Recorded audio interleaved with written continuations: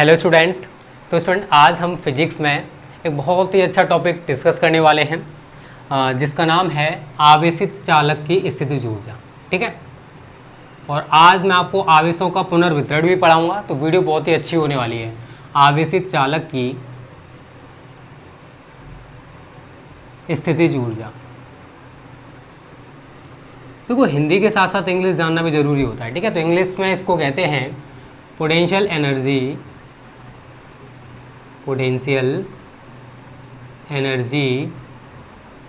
Of a charged conductor.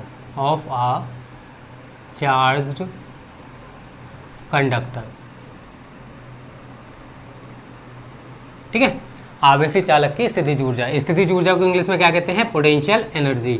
और आवेशित चालक को क्या कहेंगे? Charged conductor. तो देखो आपको यहाँ से नाम से ही पता पड़ रहा है, आवेशित चालक मतलब चालक को आवेशित करना। अगर कोई चालक है, हम उसे आवेशित करेंगे तो आवेशित करने में कार्य करना पड़ेगा। तो जितना कार्य हम उसे आवेशित करने में कर रहे हैं वही चालक में स्थितिज ऊर्जा के रूप में संचित हो जाता है। ठीक है, तो हम यहाँ पर डेफिनेशन में लिखेंगे, किसी चालक को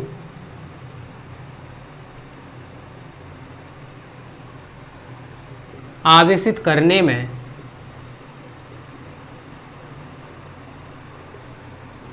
जितना कार्य करना पड़ता है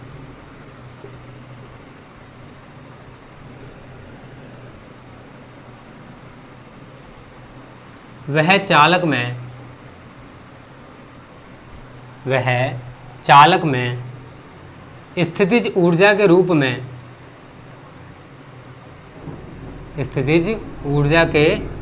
में संचित हो जाता है।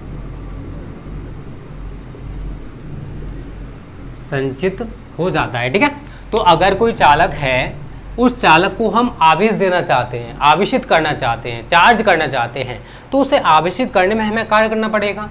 तो उस चालक को आवेशित करने में, चार्ज करने में जितना कार्य करना पड़ रहा है, क्योंकि चालक अपने आप तो आवेशित हो नहीं जाएगा, हम उसको आवेशित करेंगे तो आवेशित करने में हमें कार्य करना पड़ेगा। तो चालक को आवेशित करने में जितना कार्य करना पड़ता है वह चालक में स्थितिज ऊर्जा के रूप में संचित हो जाता है।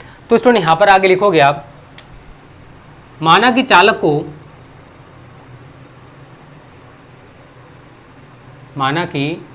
को Q आवेश देने पर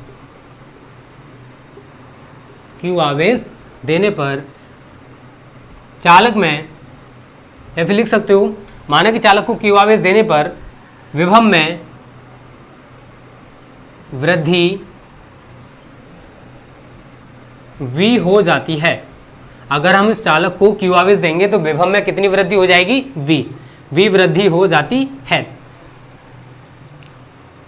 हम यह मान सकते हैं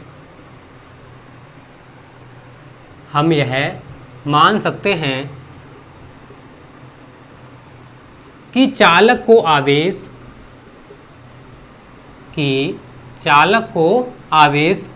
छोटे छोटे टुकड़ों में दिया गया है।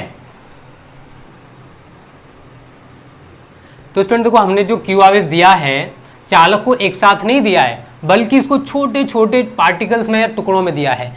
आगे लिखोगे, छोटे छोटे टुकड़ों में दिया गया है। जब चालक को आवेश का पहला भाग दिया गया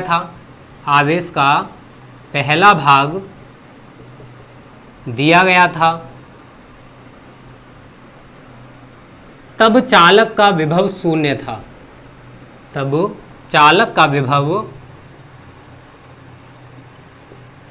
था।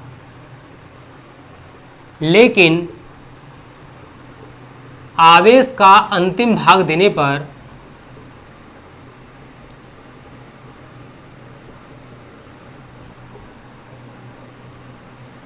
विभव V हो जाता है।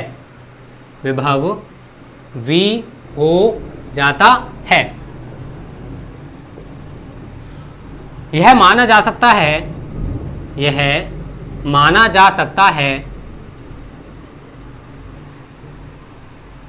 कि चालक को आवेश औसत विभव, औसत विभव, इसका मतलब है प्रारंभ में 0 था, बाद में v हो गया, औसत निकालोगे तो बट्टे 2, औसत विभव पर दिया गया है, चालक को आवेश औसत विभव पर दिया गया है। ठीक है, तो यहां पर लिखोगे प्रारंभ में विभव कितना था 0, तो लिखोगे प्रारंभ में विभव बराबर 0। अब शुरुआत में विभव 0 था, लेकिन जब हमने उसको आवेश दे दिया, उसका लिखोगे बाद में विभव या क्यू आवेश देने पर विभव, क्यू आवेश देने पर विभव। अब विभव कितना हो जाएगा v, अब विभव कितना हो जाएगा v। अगर आप औसत विभव निकालोगे तो औसत विभव निकाला जाता है स्टूडेंट, प्रारंभ में विभव था 0, बाद में हो गया v, और इसको हम डिवाइड कर देंगे 2 से, तो क्या आएगा औसत विभव हमारा v/2। ठीक है, तो स्टूडेंट इतना समझ में आ गया होगा, मैं थोड़ा सा और समझाता हूँ। ठीक है, अब समझना, देखो मैं प्यार से समझाऊंगा। सपोज करो ये कोई चालक है, ये कोई कंडक्टर है हमारा, ठीक है, फॉर एग्जाम्पल मान लो हम इसको क्यू आवेश देना चाहते हैं। कितना आवेश देना चाहते हैं Q, और आप सभी को पता है कि जितना हम आवेश देंगे उतनी ही उसके विभव में वृद्धि हो जाएगी। जब उसको पूरा का पूरा Q आवेश दे दिया जाएगा तो इसका विभव कितना हो जाएगा, विभव में कितनी वृद्धि हो जाएगी V। अब समझना, इस Q आवेश को हमने इस चालक को एक साथ नहीं दिया है, बल्कि इसके बहुत सारे टुकड़े बना लिए, इस आवेश को बहुत सारे टुकड़ों में तोड़ दिया है, बहुत सारे टुकड़े हैं, ठीक है ना, बहुत सारे पार्टिकल्स हमने इसके बना लिए हैं। तो जब हम इस आवेश का पहला भाग इस चालक को देंगे तो चालक पर तो कोई विभव नहीं है, चालक तो शून्य विभव पर होगा, क्योंकि हमने अभी तक इसको कोई भी आवेश नहीं दिया है। तो यहां पर मैंने यही लिखा है, माना कि चालक को क्यू आवेश देने पर विभव में वृद्धि v हो जाती है, वो तो आप सभी को पता है। हम यह मान सकते हैं कि चालक को आवेश छोटे छोटे टुकड़ों में दिया गया है। जो मैं आपको बता रहा हूं ना कि आवेश जो हम दे रहे हैं इस कंडक्टर को, इस चालक को, वो छोटे छोटे टुकड़ों में दे रहे हैं, एक साथ नहीं दिया जा रहा क्यू आवेश, बल्कि छोटे छोटे टुकड़ों में दिया जा रहा है। और जब चालक को आवेश का पहला भाग दिया गया था तब चालक का विभव कितना होगा, शून्य होगा, चालक हमारा शून्य विभव पर होगा। तो मैंने वहां पर यही लिखा है कि जब हम चालक को आवेश का पहला भाग देंगे तब चालक का विभव स्टूडेंट कितना होगा, शून्य। लेकिन जब आवेश का अंतिम भाग, मतलब पूरा का पूरा आवेश हम इस चालक को देने वाले हैं, लेकिन आवेश का अंतिम भाग देने पर जो विभव है स्टूडेंट वो कितना हो जाता है, v हो जाता है। अब इस चालक का जो विभव है कितना हो जाएगा जब अंतिम भाग दिया जाएगा, तो v, क्योंकि संपूर्ण q आवेश अब इस चालक को हम दे चुके हैं। आगे लिखा है, यह माना जा सकता है कि चालक को जो आवेश है वो औसत विभव पर दिया गया है। शुरुआत में विभव 0 था, जब हमने q आवेश दे दिया तो विभव कितना हो गया, v। औसत विभव निकालोगे तो कैसे निकालोगे, 0 + v, इसको डिवाइड कर दोगे 2 से, पर दिया गया है। ठीक है, अब देखो मैंने यहां पर यही लिखा स्टूडेंट, प्रारंभ में विभव हमको दिखाई दे रहा है कितना है, 0 है, लेकिन जब हमने क्यू आवेश दे दिया तो विभव कितना हो गया, v। और औसत विभव निकालोगे तो कैसे निकालोगे, 0 + v/2 बराबर v/2। अब आप सभी ने विभव की परिभाषा पढ़ रखी होगी कि एकांक परीक्षण आवेश को अनंत से वैद्युत क्षेत्र में किसी बिंदु तक लाने में जितना कार्य करना पड़ता है वह चालक में स्थितिज ऊर्जा के रूप में संचित हो जाता है। तो आप यहाँ पर यही लिखोगे, विभव की परिभाषा से, विभव की परिभाषा से। अब देखो v बराबर हम सभी ने क्या पढ़ा है, W/Q या Q0 लिख सकते हो। अगर मैं यहाँ से कार्य निकालूंगा विभव की परिभाषा से, कार्य W बराबर क्या निकल के आएगा, Q × V, आवेश गुणा औसत विभव, क्योंकि यहाँ पर हम विभव नहीं ले रहे हैं, औसत विभव ले रहे हैं। यहाँ तक उम्मीद करता हूँ सबको समझ में आ रहा होगा मैं क्या समझाना चाहता हूँ, कि अगर कोई चालक है उसको हम आवेशित करना चाहते हैं तो आवेशित करने में हमें कार्य करना पड़ेगा, जितना कार्य करना पड़ता है वही चालक में स्थितिज ऊर्जा के रूप में संचित हो जाता है। अगर कोई कंडक्टर है, कोई चालक है, अगर हम उसको क्यू आवेश देंगे तो उसके जो विभव में वृद्धि है स्टूडेंट वो कितनी हो जाएगी, v। अब हम ये मान रहे हैं स्टूडेंट अपनी तरफ से कि जो चालक को आवेश दिया गया है वो छोटे छोटे टुकड़ों में दिया गया है। जब चालक को आवेश का पहला भाग दिया गया था तब चालक का विभव कितना था स्टूडेंट, 0। लेकिन जब हम आवेश का अंतिम भाग देंगे तो जो विभव है वो कितना हो जाएगा, v हो जाएगा, क्योंकि संपूर्ण क्यू आवेश उस चालक को दिया जा चुका होगा, v हो जाता है। यह माना जा सकता है कि चालक को जो आवेश है स्टूडेंट वो औसत विभव पर दिया गया है। आगे का प्रोसेस है, यहाँ तक आपको सब कुछ क्लियर हो गया होगा। तो ऊपर से स्टूडेंट इसको मिटा देते हैं, फिर मैं आगे आपको समझाता हूँ कि आगे आपको क्या करना है।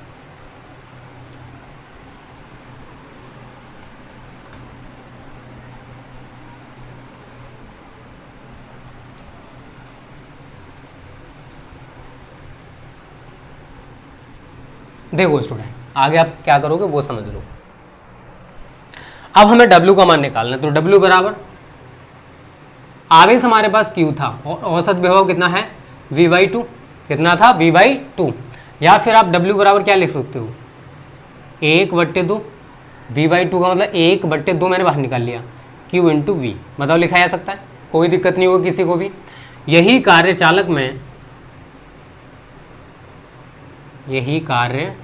चालक में स्थितिज ऊर्जा के रूप में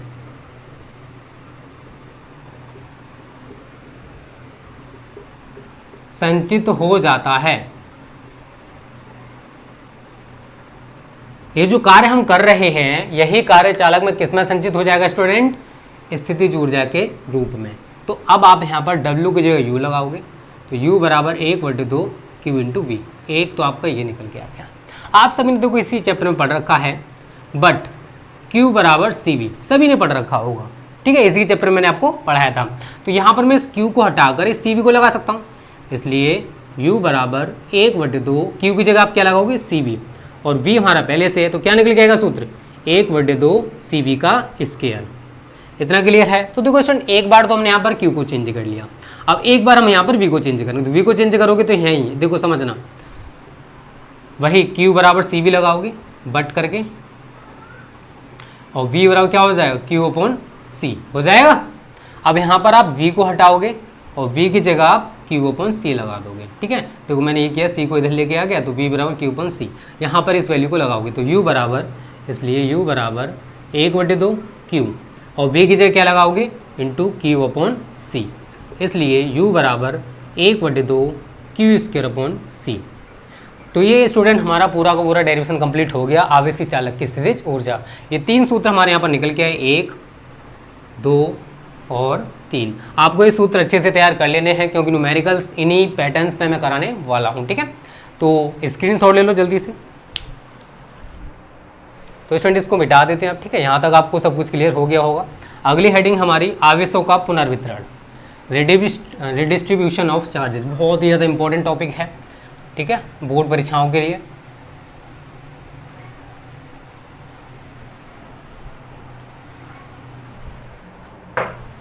आवेशों का पुनर्वितरण, अब इस टॉपिक को थोड़ा सही तरह समझने की कोशिश करना, ठीक है।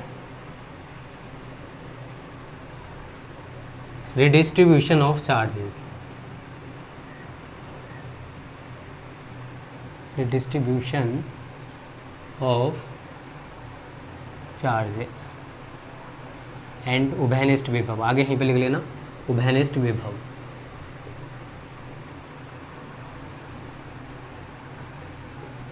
राइटिंग थोड़ी टेढ़ी मेढ़ी हो चलेगा, ठीक है ना।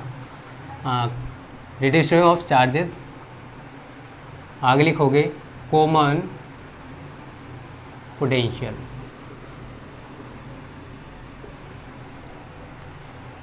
अब समझना स्टूडेंट इस टॉपिक को थोड़ा सही तरह, ठीक है ना। तो मैं यहाँ पर 2 चालक बनाने वाला हूँ, ए और बी। ए थोड़ा बड़े आकार का बनाओगे और बी छोटे आकार का बनाओगे, ठीक है।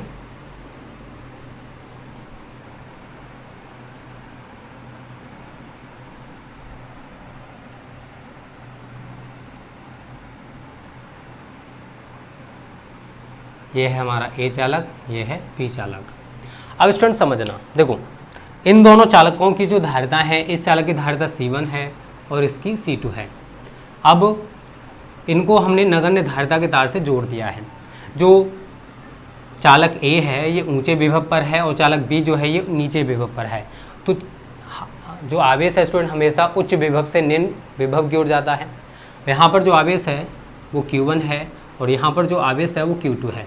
इसका जो विभव है शुरुआत में वो V1 है और इसका V2 है। अब समझने की कोशिश करना स्टूडेंट, मैं जो आपको समझाना चाहता हूँ। तो मैं यहाँ पर पहले थ्योरी लिखूँगा थोड़ी सी। माना कि दो चालक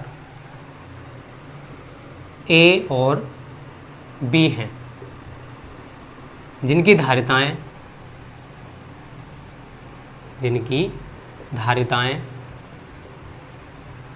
क्रमशः C1 व C2 हैं। ठीक है ना, दो चालक हैं हमारे A और B और इनकी धारिताएं स्टूडेंट क्या हैं, C1 व C2। इन दोनों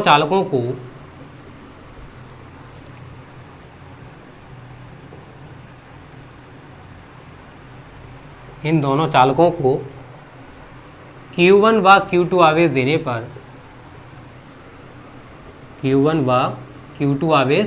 पर इनके विभव V1 क्रमशः V1 व V2 हो जाते हैं, V1 व V2 हो जाते हैं। ठीक है स्टूडेंट, यहाँ तक क्लियर सभी को। दोनों चालकों को किसी नगण्य धारिता के, मतलब जो तार ले रखा है, किसी नगण्य धारिता के चालक तार से जोड़ दिया जाता है, चालक तार से जोड़ दिया जाता है। तो आवेश एक चालक से,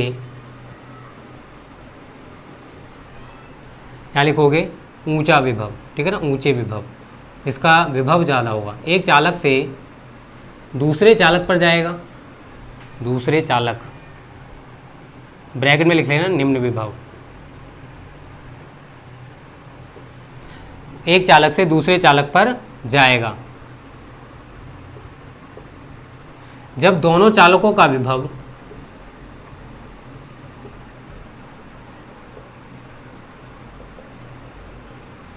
समान हो जाएगा,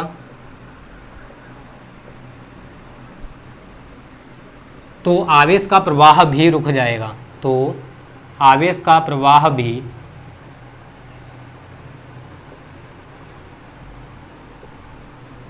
रुक जाएगा। ठीक है स्टूडेंट, समझना, देखो मैंने थ्योरी क्यों लिखी है उसका रीजन होता है क्योंकि आप सभी को डेरिवेशन तभी समझ में आएंगे जब थ्योरी पता होगा। मैं ये सारी थ्योरी बोल देता तो आपको क्लियर नहीं हो पाता कि मैंने आपको समझाया गया है। अब इसी थ्योरी से पूरा पूरा डायग्राम समझ सकते हो। तो कैसे, दो चालक है हमारे पास ए और बी, क्लियर सभी को। इसकी जो धारिता है वो C1 है, इसकी जो धारिता है वो C2 है। जब हमने इस चालक को Q1 आवेश दिया और इस चालक को Q2 आवेश दिया तो इस चालक पर जो विभव है वो V1 हो जाएगा क्योंकि आवेश देने पर विभव बढ़ेंगे, और इसको जब Q2 आवेश दोगे तो इसका विभव कितना हो जाएगा, V2। अब देखो स्टूडेंट, इन दोनों चालकों को हमने किसी नगण्य धारिता के, बहुत ही नगण्य का मतलब जिसकी धारिता शून्य हो, किसी नगण्य धारिता के चालक तार से जोड़ दिया। ठीक है, और जोड़ने पर स्टूडेंट क्या होगा, आवेश जो है वो एक चालक से दूसरे चालक पर जाएगा और आवेश का प्रवाह क्या होता है, ऊंचे विभव से नीचे विभव की ओर। तो देखो ऊंचे विभव पर कौन है, चालक ए, और नीचे विभव पर कौन है, चालक बी। तो आवेश का प्रवाह ए चालक से बी चालक की ओर होगा, और कब तक होगा, जब तक कि दोनों पर आवेश या विभव समान नहीं हो जाता। ठीक है ना, दोनों पर विभव समान हो जाएगा तो आवेश का जो प्रवाह है वो भी रुक जाएगा। तो यहाँ पर आप एरो इस तरीके से लगा दोगे। पहली कंडीशन तो स्टूडेंट आप ये बनाओगे, ठीक है, दो कंडीशन बनवाऊंगा, मिटा लेना पहले। ठीक है, ये जो थ्योरी लिखी है मैंने इसी डायग्राम बेस्ड लिखी है पूरी की पूरी। देखो, माना कि दो चालक हैं ए और बी, जिनकी धारिताएं क्रमशः C1 व C2। इन दोनों चालकों को Q1 व Q2 आवेश देने पर इनके विभव क्रमशः V1 व V2 हो जाते हैं। चालकों को Q1 व Q2 आवेश दोगे तो विभव V1 व V2 हो जाते हैं। जब दोनों चालकों को किसी नगण्य धारिता के चालक तार से जोड़ दिया जाता है तो आवेश एक चालक ऊंचे विभव से दूसरे चालक नीचे विभव या निम्न विभव पर जाएगा। कब तक जाएगा, जब तक कि दोनों का विभव समान नहीं हो जाता। इसी को हम कहते हैं आवेशों का पुनर्वितरण। और यहाँ पर आप दो सूत्र लिखोगे, Q1 बराबर C1 V1, ये हमारा पहले चालक पर आवेश निकल के आ जाएगा, और Q2 बराबर C2 V2, ये हमारा दूसरे चालक पर आवेश निकल कर आएगा। आप सभी ने ये तो पढ़ रखे होंगे। ठीक है, यहाँ तक सब कुछ क्लियर है। उसके बाद आगे क्या करना है स्टूडेंट, समझना। देखो मैं इसी डायग्राम को चेंज कर रहा हूँ। अब दोनों चालकों का जो विभव है स्टूडेंट वो समान हो चुका है, तो इनकी जो धारिताएं हैं स्टूडेंट उसमें तो कोई भी परिवर्तन नहीं होगा।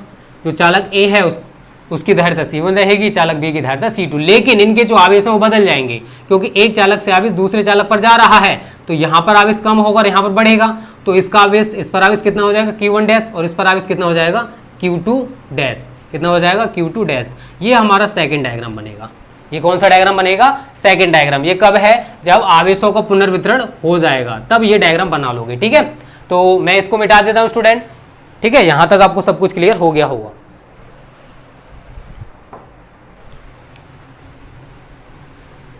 अब देखो आगे आप क्या लिखोगे, क्या करोगे, वो समझा दूं मैं।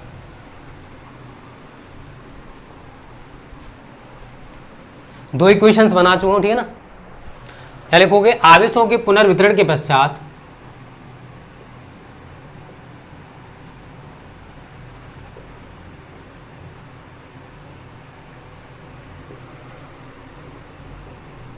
कुल आवेश Q1 प्लस Q2 ही रहेगा।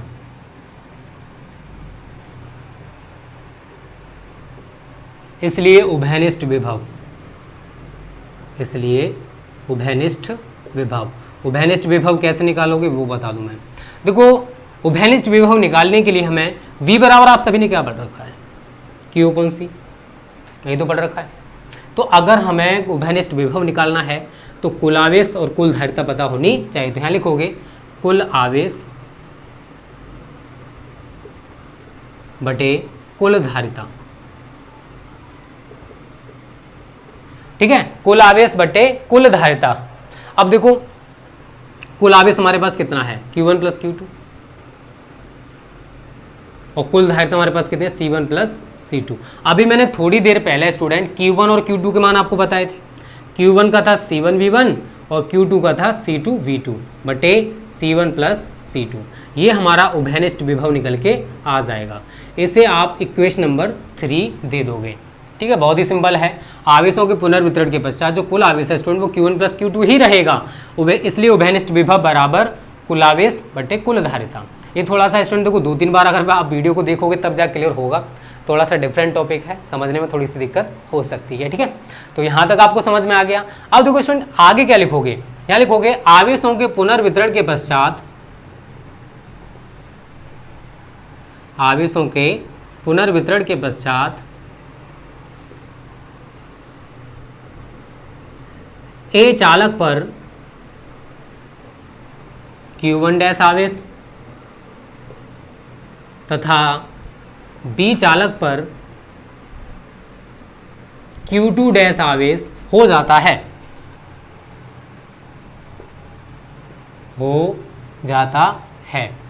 तब अदूषण आवेशों के पुनर्वितरण के पश्चात ए चालक जो है उस पर कितना आवेश आपको दिखाई दे रहा है? Q1 डैश, और जो बी चालक है उस पर आवेश कितना हो गया? Q2 dash. तो मैंने भी यहाँ पर यही लिखा है कि आवेशों के पुनर्वितरण के पश्चात ए चालक पर Q1 डैश आवेश तथा बी चालक पर Q2 डैश आवेश हो जाता है, तब Q1 डैश बराबर क्या सूत्र हो जाएगा? C1V, क्योंकि उभयनिष्ठ विभव लोगे यहाँ पर आप सभी, और Q2 डैश बराबर आप क्या लोगे? C2V। क्या हो जाएगा? C2V। यहाँ तक सबको समझ में आ रहा होगा। आवेशों के पुनर्वितरण के पश्चात ए चालक पर Q1 डैश आवेश है तो Q1 डैश बराबर C1V, क्योंकि यहाँ पर अब हम उभयनिष्ठ विभव लेंगे, और Q2 डैश बराबर C2V। पहले यहाँ तक सब कुछ क्लियर है। ठीक है, अब स्टूडेंट आगे क्या करने वाले हैं वो और समझ लो। ठीक है, पहले ऊपर से मिटा देते हैं।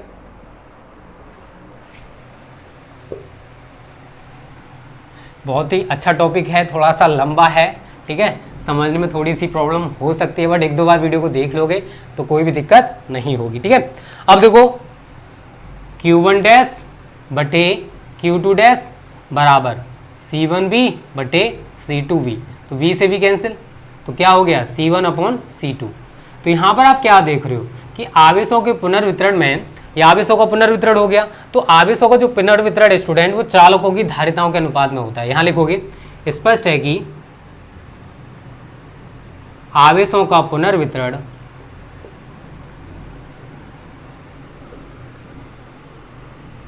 चालकों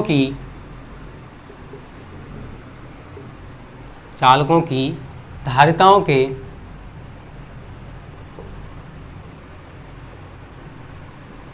अनुपात में होता है। ठीक है, इसको मिटा देते हैं। तो देखो स्टूडेंट यहाँ तक तो मैंने टॉपिक्स थोड़े थोड़े क्लियर कर दिए। उभयनिष्ठ विभव कैसे निकालोगे वो हमारा क्लियर हो गया। यहाँ पर हमने बताया है कि जो आवेशों का पुनर्वितरण है आखिर वो किस टाइप से होता है, कैसे होगा, वो चालकों की धारिताओं के अनुपात में होता है। अब स्टूडेंट यहाँ से थोड़े डिफरेंट टॉपिक स्टार्ट होंगे इसी से रिलेटेड। स्थानांतरित आवेश की मात्रा, मतलब एक चालक से दूसरे चालक पर कितना आवेश स्थानांतरित होगा। तो यहाँ लिखोगे स्थानांतरित आवेश की मात्रा, इंग्लिश में कहते हैं quantity of transferred charge, transferred charge. एक चालक से दूसरे चालक पर कितना आवेश स्थानांतरित होगा ये हम बताने वाले हैं। ठीक है, तो यहां तक आपको सब कुछ क्लियर हो रहा है। अब देखो स्टूडेंट एक चालक से दूसरे पर कितना आवेश स्थानांतरित होगा। तो यहां लिखोगे पुनर्वितरण से पहले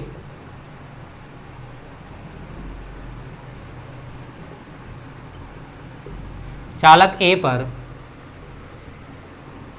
Q1 आवेश था तथा पुनर्वितरण के पश्चात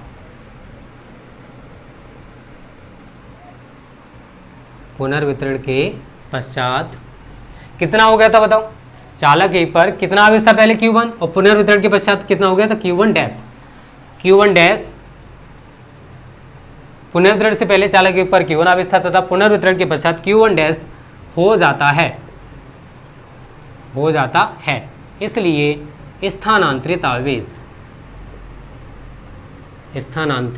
आवेश कैसे निकालोगे स्थानांतरित आवेश। एक चालक से दूसरे पर देखो पहले Q, समझना चालक एक पर जो आवेश है वो ज़्यादा था तो पहले आवेश कितना था Q1, लेकिन पुनर्वितरण के पश्चात कितना हो गया Q1 डैश। तो हम कैसे पता करेंगे कि इससे इस पर कितना गया, तो हम क्या करेंगे इसमें से इसको घटा देंगे तभी तो हमें पता पड़ेगा कि कितना आवेश स्थानांतरित हुआ है। तो यहाँ लिखोगे Q1 माइनस Q1 डैश। अब समझना है यहाँ से, ठीक है, बहुत ही अच्छी तरह समझाऊंगा। Q1 का मान हमने शुरुआत में कितना निकाला था C1 V1 minus Q1 dash का अभी थोड़ी देर पहले कितना बताया था, देखो यहाँ पर है C1V तो C1V। क्लियर है। आगे क्या करना है वो हम कैसे करेंगे। अब देखो थोड़ा सा कुछ नहीं यार, V का मान अभी हमने जो थोड़ी देर पहले निकाला था ना उभयनिष्ठ विभव C1V1 plus C2V2 upon C1 plus C2 कुल आवेश बट्टे कुल धारिता वाला, वो वैल्यू हम यहाँ पर लगा देंगे और C1 को कॉमन ले लेंगे। V का मान इस वाले को उठा के रखेंगे, कैलकुलेशन करेंगे। चलो इसको पहले मिटा देते हैं स्टूडेंट। आप भी कंफ्यूज हो रहे होंगे कि सर कहाँ से वैल्यू उठा के रख रहे हो। तो स्टूडेंट ये तभी समझ में आएगा जब 2-3 बार आप वीडियो को देख लोगे, ठीक है ना, और ख़ुद भी प्रैक्टिस करोगे तब। तो Q1 माइनस Q1 डैश बराबर C1 को मैंने ले लिया कॉमन, अंदर रह गया V1 minus V। C1 V1 minus V का मान उठा के रखेंगे यहाँ पर हम C1 V1 प्लस, यहाँ बड़ा ब्रैकेट लगा देते हैं, ठीक है, C2 V2 बटे C1 प्लस C2। क्लियर सभी को। अब उसके बाद स्टूडेंट आप क्या करोगे वो समझ लो। C1 है V1 है माइनस अंदर मल्टीप्लाई कर दो C1 V1 minus C2 V2 बटे C1 प्लस C2। इसके नीचे आप 1 मान लोगे। क्या मानोगे 1। एलसीएम लेना आप सभी जानते हो, इंटर में पढ़ रहे हो। कितना आएगा C1 प्लस C2। तो स्टूडेंट देखो समझना 1 है तो एक बार इसका मल्टीपल इसके साथ करोगे C1 V1, उसके बाद C2 का मल्टीपल V1 के साथ करोगे plus C2 V1 minus C1 V1 minus C2 V2। इसी तरीके से तो होगा। अब देखो क्या कैंसिल हो रहा है, ये आपस में कैंसिल हो जाएंगे, ठीक है। तो क्या बचा अब C1 और देखो क्या बचा अंदर C2 V1 minus C2 V2 बटे, इसको मिटा देते हैं, ठीक है, नीचे वाले को। ये तो आपको समझ में आ गया होगा। तो कैलकुलेशन है और कुछ भी नहीं है वो तो, और बटे हमारा क्या चल रहा है C1 प्लस C2। अब देखो ऊपर क्या कॉमन दिखाई दे रहा है आपको, C2 कॉमन है, फिर निकालोगे बाहर तो C1 C2, इधर क्या चल रहा है हमारा C1 प्लस C2, और ब्रैकेट में हमारा क्या रह जाएगा स्टूडेंट V1 माइनस V2। तो इस तरीके से स्टूडेंट हमारा स्थानांतरित आवेश निकल के आ गया। ये है हमारा स्थानांतरित आवेश। एक चालक से दूसरे चालक पर इतना आवेश स्थानांतरित हुआ था। ठीक है, तो स्थानांतरित आवेश की मात्रा कैसे निकालनी है समझ में आ गया होगा, बहुत ही सिंपल है। अब निकालेंगे स्टूडेंट आवेशों के पुनर्वितरण में ऊर्जा का ह्रास या ऊर्जा की कितनी हानि होती है। मिटा देते हैं इसको, और आज का ये लास्ट लेक्चर है आवेशों के पुनर्वितरण में ऊर्जा का ह्रास। इसको भी मिटा देते हैं क्योंकि थोड़ा सा बड़ा प्रोसेस है। आवेशों के पुनर्वितरण में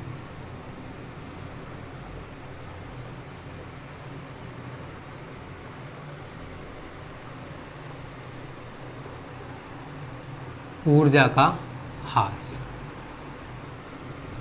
ब्रैकेट में लिख लो हानि,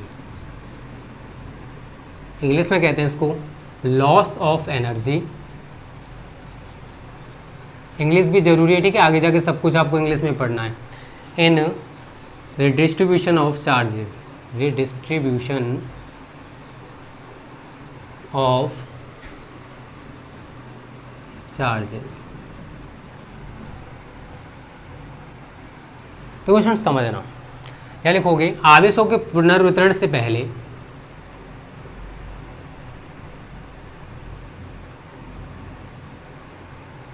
आवेशों के पुनर्वितरण से पहले दोनों चालकों की ए और बी, दो चालक हमारे कौन कौन से हैं, ए और बी, दोनों चालकों की कुल ऊर्जा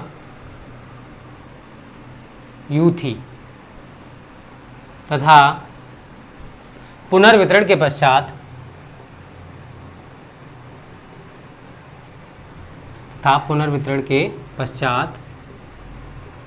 U डैश हो जाती है। तब दो चालक हैं, पहले कुल ऊर्जा निकालो तो U बराबर 1/2 C1 V1 स्क्वायर, ये पहले चालक की ऊर्जा होगी। दूसरे की निकालो प्लस 1/2 C2 V2 स्क्वायर।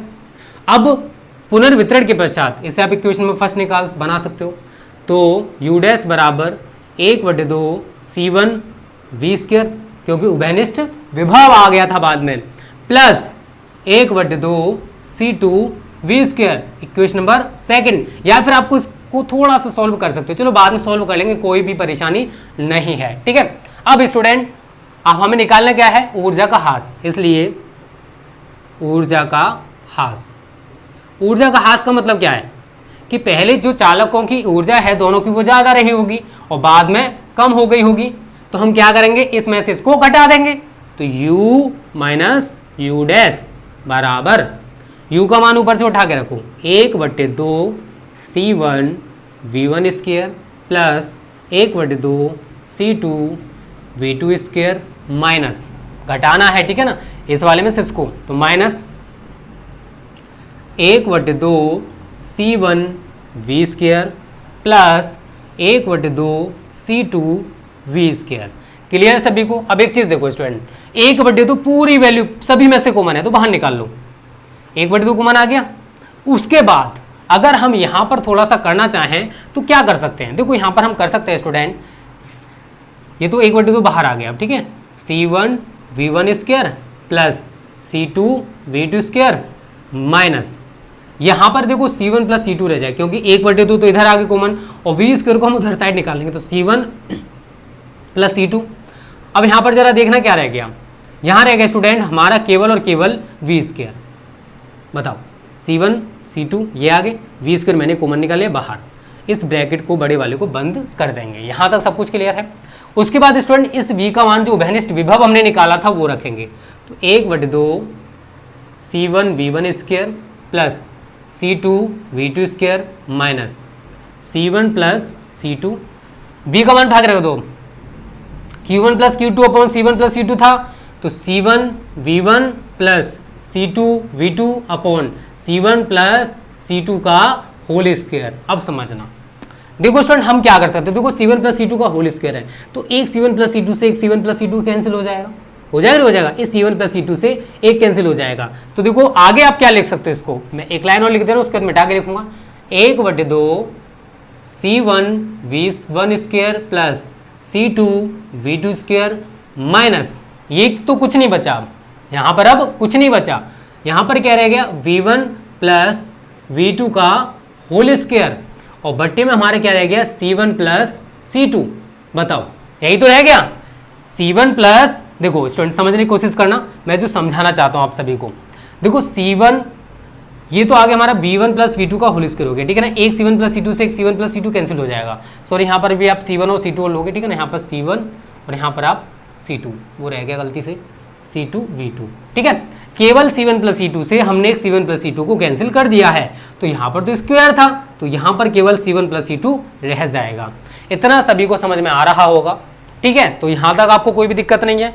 उसके बाद कुछ नहीं करना स्टूडेंट, इसके नीचे 1 मानना है, या फिर आप a प्लस बी का होल स्क्वायर खोल दोगे, या फिर इस माइनस का अंदर मल्टीपल कर दो, या जैसे चाहते हो वैसे कर सकते हो, कोई भी परेशानी नहीं है। तो हम माइनस का अंदर मल्टीपल कर देंगे तो a माइनस बी का होल स्क्वायर लगा देंगे, कोई भी परेशानी नहीं है, ठीक है। इसको मिटा देते हैं ऊपर से। अब वही करना है स्टूडेंट, माइनस का अंदर मल्टीपल कर दो पहले, उसके बाद हम a माइनस बी का होल स्क्वायर खोल देंगे। करो 1/2 C1 V1 का स्क्वायर प्लस C2 V2 का स्क्वायर माइनस का अंदर मल्टीपल कर दिया हमने C1 V1 minus C2 V2, इसका होल स्क्वायर है, ठीक है ना। इसका होल स्क्वायर ही चलने दो, चलो, नहीं तो आप यहाँ पर प्लस ही रहने दे सकते हो, कोई दिक्कत नहीं है। a प्लस बी का होल स्क्वायर यहाँ पे खोल ही दे रहा है, ठीक है ना। 4 लाइन बढ़ाने की जरूरत नहीं है, खोल दो। C1 स्क्वायर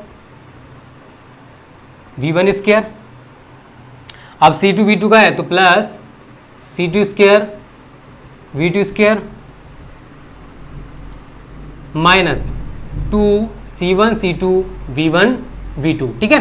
अब यहाँ पर देखो माइनस क्यों आया है, उसका रीजन है, देखो a प्लस बी का होल स्क्वायर खोलोगे तो a square plus B square plus 2ab, अब इस माइनस का अंदर मल्टीपल कर दोगे तो सभी में माइनस आ जाएगा, और हमारा इसके नीचे पूरे के नीचे क्या चल रहा है, C1 प्लस C2, और ये ब्रैकेट बंद। अब कुछ नहीं है, इसके नीचे आप 1 मान लोगे, कैलकुलेशन करनी है बस आपको, जो कि आपको आती होगी थोड़ी बहुत तो, ठीक है। तो इस को कैलकुलेशन कैसे करोगे, तो यहाँ पर आप C1 प्लस C2 ले लोगे। अब समझना, पहले इस C1 का मल्टीपल इन दोनों के साथ करोगे, इस C1 का केवल, तो करो C1 का C1 में करोगे C1 स्क्वायर और V1 स्क्वायर, ठीक है। हमने इसका मल्टीपल इसके साथ कर दिया नहीं कर दिया। उसके बाद स्टूडेंट क्या करोगे समझना, इस नहीं तो यार दोनों के साथ कर सकते हो, एक बार हमने C1 का कर दिया, अब C2 का कर दो, चलो, तो प्लस C1 C2 C1, देखो C1 कौन सा ये वाला और C2 कौन सा ये वाला, और V1 स्क्वायर, फिर प्लस, अब इसके साथ करो तो C1 C2 V2 square plus, अब इसका करो तो C2 का स्क्वायर V2 का स्क्वायर, ठीक है। उसके बाद इस पूरी वैल्यू को लिख दो, minus C1 square V1 square minus C2 square V2 square minus 2 C1 C2 V1 V2। देख रहे हो कितनी बड़ी कैलकुलेशन पहुंच रही है, ठीक है।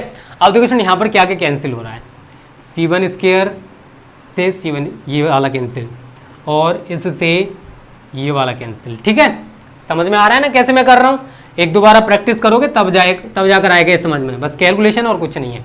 अब आगे क्या करना है समझना, जो वैल्यूज बची हैं पहले उनको लिख लो, तो 1/2, अब देखो C1 C2 V1 square plus C1 C2 V2 square minus 2 C1 C2 V1 V2, और नीचे हमारा चल रहा है C1 प्लस C2।